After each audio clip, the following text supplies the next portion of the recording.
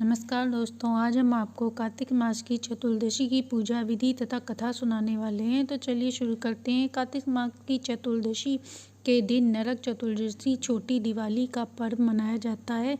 इस दिन मृत्यु के देवता यम का पूजन किया जाता है। साथ ही साथ काली माँ, श्री कृष्ण भगवान, शिव भगवान, हनुमान जी की आराधना की जाती है।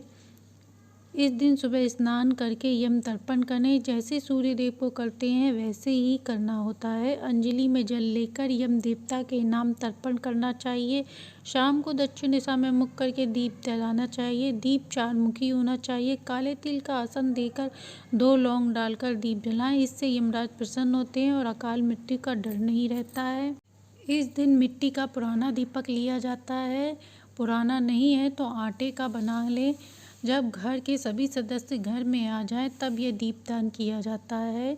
यम का दीपक जलाने के बाद घर के बाहर नहीं जाते, इसीलिए इस दीपक को तभी जलाएं जब सब घर में हो। यम के दीपक का मुख दक्षिण दिशा में होना चाहिए। ये दिशा पितरों की और यम देव की मानी जाती है। तिल के तेल की मालिश का विधान है। इस दिन माता लक्ष्मी तिल के तेल में और गंगा में निवास करती हैं। एक दीप नाली पर जलाएं, एक दीप घर के मुख्य द्वार पर जलाएं। यह दीप 4 मुखी रहे। सभी सदस्यों के आने के बाद दीप जलाएं। इस दीप को फेंक दें सुबह। इस दिन 14 दीपदान का विशेष महत्व होता है। एक दीप पानी पे जलाया जाता है। इस तरह पूजा कर आप लाभ उठा सकते हैं। तो चलिए आइए सुनते हैं इसकी कथा। पूजा के बाद कथा भी सुनी जाती है। तो चलिए शुरू करते हैं। एक बार यमदेव ने अपने सैनिकों से गणों से पूछा कि क्या कभी किसी के प्राण लेते समय दया आई है। वह संकोच में आकर कहते हैं, नहीं महाराज। फिर वह दोबारा पूछते हैं तो उन्होंने कहा, हाँ, एक बार ऐसा हुआ था, हमारा हृदय काँप गया था।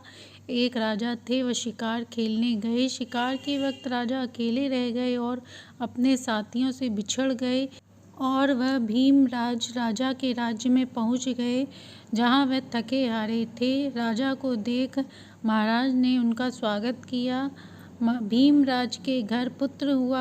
इसी खुशी के मारे भीमराज ने राजा को आमंत्रित किया और कुछ दिन वहीं रहने के लिए रोक लिया। जब बच्चे की छठी हुई तब एक घटना घटी। एक देवी प्रकट हुई और उन्होंने बताया कि आज जिस बच्चे की इतनी खुशी मनाई जा रही है, उसकी शादी के चौथे दिन ही उसकी मृत्यु हो जाएगी। इस भविष्यवाणी से सभी लोगों में शोक की लहर उत्पन्न हो गई। इस बात से हंसराज राजा ने कहा, आप चिंता ना करें, इस बालक की मैं रक्षा करूंगा। कोई भी इसका कुछ नहीं बिगाड़ सकेगा। हंसराज ने यमुना किनारे किला बनवाया और उसी में उस बालक के लालन पालन का कार्य करवाया।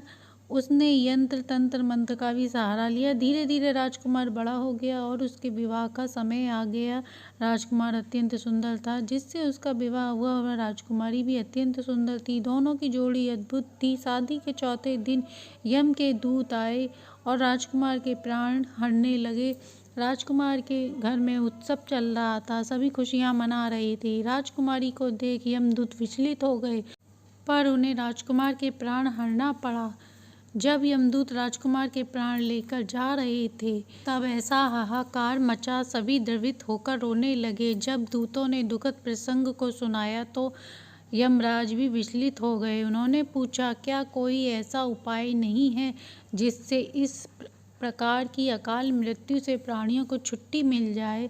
यमराज जी ने कहा, जीवन मृत्यु सृष्टि का नियम है, इसे बदलना नहीं जा सकता, पर कुछ हद तक धनतेरस के दिन से लेके दिवाली के बाद दौज तक पूजन करे। धनतेरस पूजन, धन्वंतरी पूजन, यमुना में स्नान कर यम पूजन करे तो अकाल मृत्यु से कुछ हद तक बचा जा सकता है। तो घर के मुख्य द्वार पर यम के नाम का दीप प्रज्वलित करें। इससे असमय मृत्यु रोग से मुक्ति मिलती है। यह दीपदान 5 दिन तक लगातार किया जाता है, जिससे लाभ होता है। जानकारी अच्छी लगी हो तो लाइक एंड सब्सक्राइब करें।